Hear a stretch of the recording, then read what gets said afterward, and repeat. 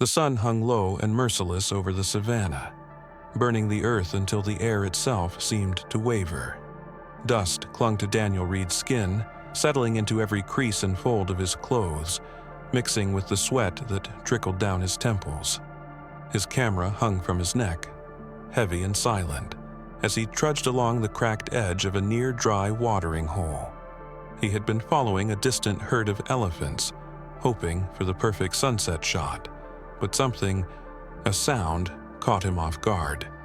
At first, he thought it was the wind teasing the brittle grass, but then he heard it again, a thin, rasping cry. Fragile, almost drowned by the sigh of the hot breeze, but unmistakably alive. His pulse quickened. Scanning the baked horizon, Daniel squinted against the glare, his breath shallow with unease. His eyes caught a small, motionless form near the hollowed roots of a sun-bleached acacia. It was too small to be anything but a cub. His heart gave a hard thud against his ribs. Instinct and training warred inside him. Years as a wildlife photographer had drilled a single, iron rule into his mind. Observe, never intervene. Nature must take its course. Yet, as he approached, his boots crunching softly on the sun-baked earth, the rule felt unbearably cold. The cub's tiny chest fluttered, uneven and weak, its ribs rising like brittle twigs beneath its dusty fur. Daniel's breath caught in his throat. The cub's eyes, dull and sunken, barely opened as he knelt beside it. Flies circled its frail body, drawn to the crusted wounds along its flank. A fresh set of tracks, hyena prints, patterned the sand nearby, dark and menacing. They had been here, but not yet brave enough to move in for the kill. He swallowed hard, his mind racing. This little life was balancing on the thinnest edge between survival and surrender. His hand hovered over the cub, trembling. He could almost hear the voices of his mentors in his head, sharp and certain. You do not interfere. You are here to witness, not to save. But how could he look away? How could anyone? His heart pounded in his chest as he made his decision. He shrugged off his canvas jacket and, as gently as he could, wrapped it around the frail body. The cub barely responded, save for a flicker of its ear and a shuddering breath. Daniel felt its fragile warmth seep into his palms, as though holding a fragile ember on the verge of extinguishing. "You're not dying today," he murmured, more to himself than to the cub. His voice cracked beneath the weight of the moment. He wasn't sure if it was a promise or a desperate plea. Moving swiftly now, he cradled the bundle against his chest, shielding it from the sun and the ever-watching scavengers circling the horizon. His footsteps quickened, crunching over the dry earth as he hurried back to his jeep parked over the ridge. Sweat poured from his brow, but he didn't dare loosen his grip. Every bump, every jostle as he climbed into the driver's seat felt like it might be too much for the little creature. Daniel's fingers stayed pressed lightly against the cub's chest, counting the stuttering rise and fall, clinging to it like a lifeline. The engine coughed awake beneath his touch, and he pressed the pedal down with a quiet prayer lodged in his throat. As he drove, the wilderness blurred past him, a rush of gold and shadow. His world had narrowed to a single heartbeat, and whether or not it would falter before help could arrive. The road ahead was little more than a scar in the earth, winding through a landscape that seemed to stretch endlessly in every direction. Dust billowed behind the jeep like smoke from a fire, but Daniel hardly noticed. His eyes darted between the treacherous path and the fragile cub cradled in his lap, swaddled in his jacket, its tiny body barely shifting with each breath. The engine rattled beneath him, the vibrations trembling up through the steering wheel and into his bones. "Stay with me," he whispered, his voice raw. He hadn't planned on speaking aloud, but the words escaped anyway, as if saying them could anchor the cub to life. He gently brushed the dust from its muzzle with his thumb, flinching at the unnatural heat radiating from its frail body. The cub's shallow breaths came in uneven patterns, like a flame guttering in the wind. Every hitch in its tiny lungs sent a spike of fear through Daniel's chest. He checked his watch, though time felt like a cruel illusion. The nearest wildlife rehabilitation center was still miles away, 30, maybe more. He pushed the thought aside. It didn't matter. He would drive until the tires shredded, until the fuel ran dry. Anything short of that was unthinkable. The Jeep jolted over a rock, and Daniel instinctively tightened his hold. He swore under his breath, feeling the Cub's fragile bones through the folds of fabric. Too fragile. Every bump in the road felt like a threat. The heat inside the vehicle was suffocating. He fumbled with the window crank, letting the searing wind slap his face, but it did little to cool the oppressive air. He could smell the Cub's fever, a sour, sharp scent of life hanging by a thread. His throat tightened. Memories crept in at the edges of his mind, unwelcome but persistent. He saw himself as a boy, crouched beside an injured fox he had found tangled in a fence back home in rural England. His father had told him, "It's not our place to interfere, Daniel. Nature is cruel for a reason." But he hadn't listened then either. He had nursed that fox back to life with clumsy determination, tears slipping down his cheeks as he spoon-fed it broth from an old mug. That fox had lived. Somehow it had lived. Maybe this cub could too. The memory filled him with a grim sort of hope, a stubborn ember that refused to die out. He found himself murmuring fragments of comfort to the cub, half prayers, half nonsense. "Hang on, little one. Just a bit further. You're not done yet." The sun dipped lower, throwing long, crooked shadows across the savannah. He knew hyenas prowled this stretch at dusk. Lions, too, though he doubted they'd be interested in an old Jeep rattling across the plains. He kept one hand on the wheel, the other cupped protectively over the cub's side, feeling the frail beat of its heart against his palm. Faster than before. Was that a good sign? He didn't know. Finally, a speck of color broke the monotony of ochre and gold on the horizon. A cluster of tin roofs and weather-worn signs. Relief surged through him, almost painful in its intensity. He pressed harder on the accelerator, ignoring the protesting growl of the engine. As he pulled into the rough clearing in front of the center, a flurry of figures emerged from the shade. Rangers and medics hurried toward the Jeep, their faces tight with concern. Daniel barely managed to cut the engine before swinging the door open. "Emergency!" he barked, his voice hoarse. "Lion cub. Critical condition." Strong hands reached out to take the bundle from him, but Daniel hesitated for a breathless second, unwilling to let go. Finally, he forced himself to release his hold. The cub disappeared into the arms of a medic, vanishing into the clinic like a breath carried off by the wind.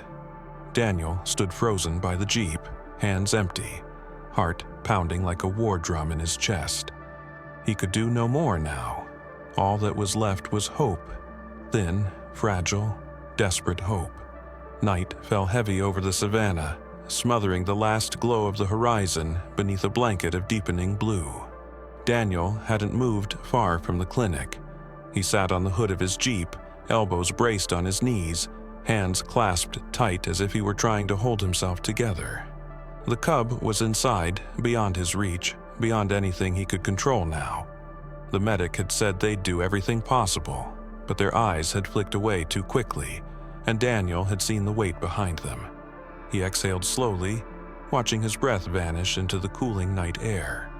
Crickets had begun their endless song, and somewhere in the distance a jackal called out, sharp and lonely. The savannah, which had felt so harsh under the midday sun, now seemed like a great, breathing thing, alive with secret voices. A soft shuffle of boots on gravel snapped him out of his haze. One of the rangers approached, nodding a quiet greeting before settling beside him on the Jeep's fender. His name was Isaac, tall, lean, with eyes that had witnessed too much loss. "Lioness nearby," Isaac said in a low voice, almost too casual. "She's been circling the perimeter since sunset." Daniel's pulse skipped. He turned his head sharply. "Lioness?" "Big one," Isaac confirmed. "And not hunting, though. She keeps her distance. Watching." Daniel's chest tightened. He didn't know why, but he felt it immediately. Not fear, not even surprise, but something deeper, like recognition.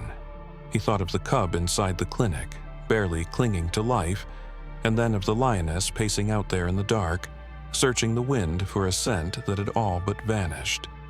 "She's looking for her cub," Daniel said quietly, the words tasting like certainty in his mouth. Isaac's gaze lingered on him, unreadable. Could be, but Daniel didn't need anyone to confirm it. He felt it in his bones, as sure as the ground beneath his feet. The lioness wasn't prowling for prey, she was waiting, hoping. And in that realization, a ripple of emotion surged through him. Sorrow so deep it felt like it could tear him in two. He stood, eyes scanning the darkened landscape. His vision adjusted slowly to the night. There, far out past the floodlights of the clinic, a silhouette against the faint sheen of moonlight. She stood on a rise, perfectly still, her outline regal and unmistakable. Daniel's breath caught in his throat. Even at this distance, he could sense her tension, her longing. He imagined her tracking the cub's scent across miles of sunburned earth, risking the dangers of poachers, predators, and thirst. He imagined her fear, her relentless drive. In her, he saw a mirror of his own desperation, reflected back in golden eyes that had watched the world far longer than his. For a moment, they were no longer man and beast.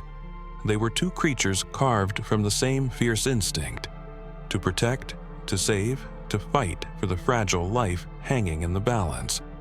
Isaac spoke again, softer this time. "She won't come closer while we're here, she's wary." Daniel nodded, but didn't take his eyes off her. "Let her watch," he murmured, almost to himself. "She deserves to know her cub's not alone." As if in answer, the lioness lifted her head higher, her gaze steady. She stood there for a long time, unmoving, a silent sentinel beneath the stars. Daniel remained by the jeep, unwilling to break the fragile connection that bound them. He didn't know what tomorrow would bring, if the cub would survive the night, or if the lioness would vanish with the dawn. But for now, under the vast African sky, hope tethered them together. A thread stretched across the wild, trembling but unbroken. Morning arrived not with the soft warmth of a new beginning, but with a brittle, unforgiving light that spilled across the landscape like it might crack the earth open. Daniel hadn't slept. He'd stayed by the jeep through the long hours of the night, eyes drifting between the clinic doors and the distant rise where the lioness had stood sentinel. She was gone now, vanished into the folds of dawn, but he felt her absence like an ache. The clinic door creaked open, and Daniel jolted upright. A young vet in dusty scrubs stepped out, rubbing at tired eyes. She caught sight of him and offered a thin, worn smile before beckoning him over with a slight tilt of her head. Daniel's legs were stiff as he pushed himself off the jeep and crossed the short distance. His heart hammered painfully in his chest, every step heavy with the weight of possibility. Inside, the air was sharp with antiseptic, a jarring contrast to the rawness of the wild outside. Daniel's gaze fell instantly on the cub, nestled in a padded enclosure beneath the soft whir of a fan. Tiny tubes were taped to its legs, a slow drip of fluids feeding life back into its veins. Its chest rose and fell, shallow but steady. "He made it through the night," the vet said quietly, as though afraid to speak too loud in case it disrupted the fragile thread of survival. "But it's still a long road." Daniel swallowed the lump in his throat and stepped closer. The cub's eyes were half-lidded, sunken, but they flicked open at his presence. There was no fear in them, only exhaustion and something else. A faint, flickering recognition, as though some part of the tiny creature understood that this human face had become part of its fight to live. He crouched beside the enclosure, resting his elbows on his knees. "You're tougher than you look," he murmured, his voice rough from hours of dryness and worry. The cub's ear twitched in response. The vet, whose name he learned was Dr. Kamala, explained the situation in calm, clinical terms: dehydration, infection, malnourishment. The prognosis remained uncertain. Nature didn't give out miracles easily, but there was something in her tone, a quiet undercurrent of respect, as if even she felt the cub's determination pressing against the odds. As the morning stretched on, Daniel found himself unwilling to leave the cub's side. Time dissolved into a quiet rhythm, watching the slow drip of fluids, listening to the cub's ragged breaths, counting the shallow rise and fall of its rib cage. With each fragile breath, a flicker of hope burned a little brighter. Through the clinic windows, he caught glimpses of movement beyond the fence line. Rangers moved cautiously, scanning the plains. The Lioness hadn't returned, but Daniel felt her presence like a shadow stitched to his thoughts. She was out there somewhere, waiting, watching. He wondered if she sensed her cub's heartbeat struggling on the edge of life. At one point, Dr. Kamala stepped in again, checking the monitors with practiced efficiency. Daniel, almost afraid to hope, asked the question lodged tight in his chest. If he survives," he said, struggling to keep his voice steady, "can we give him back to her?" Kamala hesitated, eyes softening. "If he survives, it's possible. Difficult, but not impossible. Lions are unpredictable, but they are mothers first." The words planted something solid inside Daniel. Not certainty, but a possibility he could cling to. He reached through the enclosure's open panel and brushed a careful finger along the cub's paw. The pads were dry and cracked, but there was warmth beneath them. Outside, a warm breeze picked up, carrying the wild scents of earth and grass through the clinic. Daniel sat back and let out a slow breath, watching the tiny chest rise and fall, one breath at a time. That was all that mattered. Days blurred together, stitched by the same quiet routine. Daniel at the cub's side, the soft hum of the clinic's equipment, and the watchful eyes of the rangers scanning the horizon. Each morning, Daniel woke with a flicker of dread, fearing he'd find the enclosure empty, the tiny body still. But each time, the cub was there, small, fragile, but alive. Now, he was stronger. Not by much, but enough that Daniel noticed. The cub had begun to lift its head for moments at a time, eyes clearer, paws twitching with feeble attempts at movement. Once, when Daniel offered a shallow dish of milk, the cub lapped at it, a thin, trembling tongue flicking against the surface. It was clumsy and slow, but it was something, a sign the fight wasn't over. Outside the clinic, the dry season was loosening its grip. A few brave clouds gathered at the edge of the sky, casting moving shadows over the plain. Daniel watched them as he stood by the window, one hand resting on the ledge, the other still feeling the ghost weight of the cub's paw against his fingers. He had spent so many hours at that window he could map every inch of the landscape from memory. And yet today, something changed. A ripple of tension stirred the rangers stationed by the perimeter. Their radios crackled with short bursts of static, then clipped words. "She's back." Daniel's pulse quickened. He stepped outside, shielding his eyes against the late morning glare. Across the open expanse, moving with slow, deliberate purpose, the Lioness emerged from the brush. She was thinner than he remembered, ribs faintly visible beneath her golden coat, but her stride was sure, her gaze unwavering.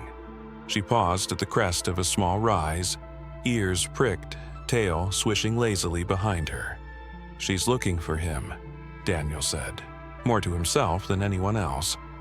Isaac stood beside him, arms folded across his chest. "We've been watching her come closer every day. She knows." A decision had been quietly taking shape in Daniel's mind, and now, with the Lioness so near, It solidified like iron.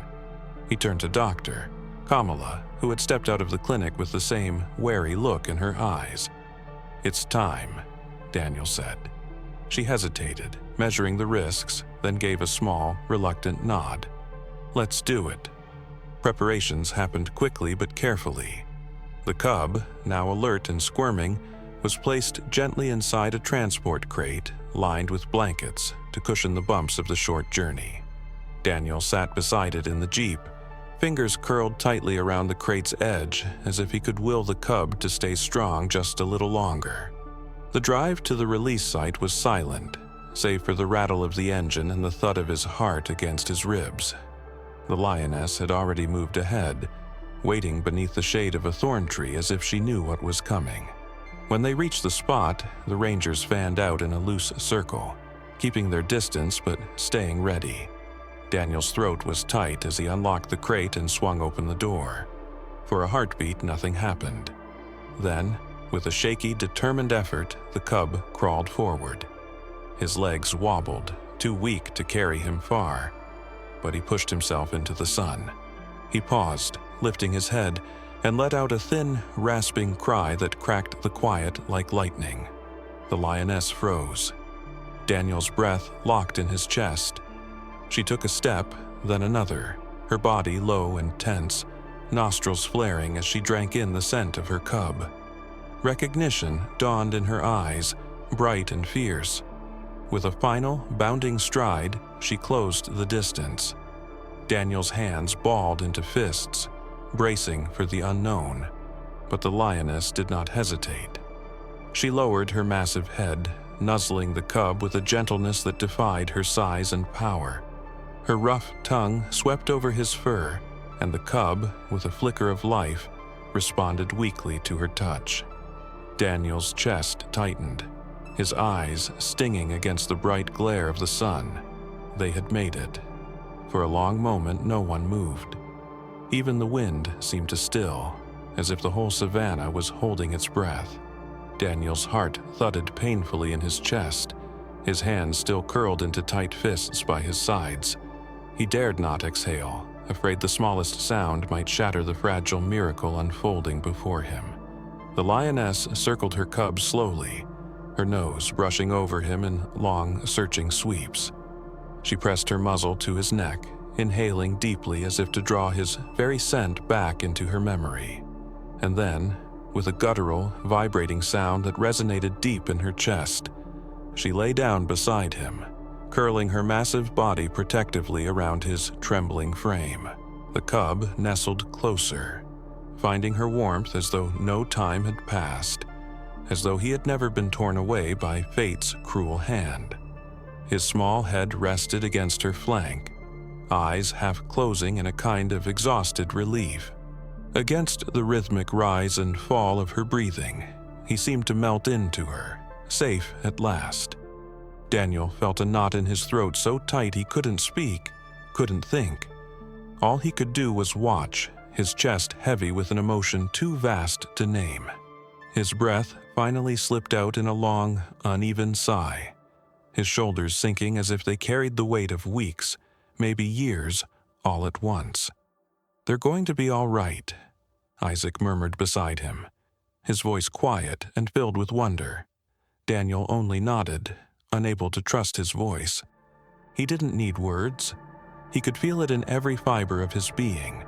It was more than survival. It was something elemental, something profound.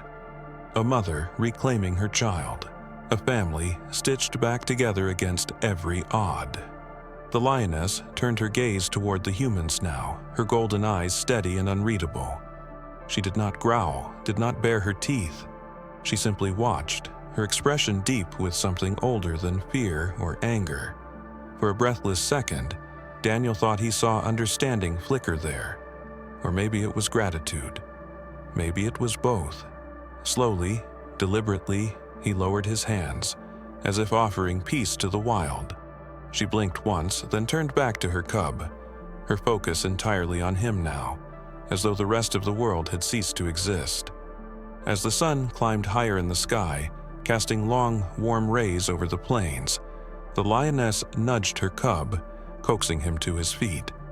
He staggered, weak but determined, and she walked beside him, guiding him toward the open expanse of their home. Step by step, they disappeared into the golden grass, swallowed by the wild that had once nearly claimed them both. Daniel stood watching long after they were gone, until the last flicker of a tawny tail vanished into the distance. The rangers slowly began to pack up, voices hushed, as if reluctant to break the spell. But something had shifted deep inside Daniel. Not just relief, but a quiet, searing clarity. He had always believed in the power of observation, of bearing witness to the raw beauty of nature. Yet now he understood something even greater, that compassion, even in a world ruled by tooth and claw, had a place. It could bridge the chasm between species, between fear and trust, between despair and hope. As he climbed back into the Jeep, Daniel reached for his camera almost by instinct. He paused, then let it rest in his lap, unused. Some moments, he realized, were not meant to be captured. They were meant to be carried. And as they drove away, dust swirling behind them, he felt a quiet vow settle in his heart. This story didn't end here. It couldn't. For every cub, every lost and fragile life still teetering on the edge, there were hands that could help, hearts that could act. If this moment stirred something in you, remember, compassion does not belong only to the wild. It belongs to all of us. Find your moment, act on it. The world is waiting.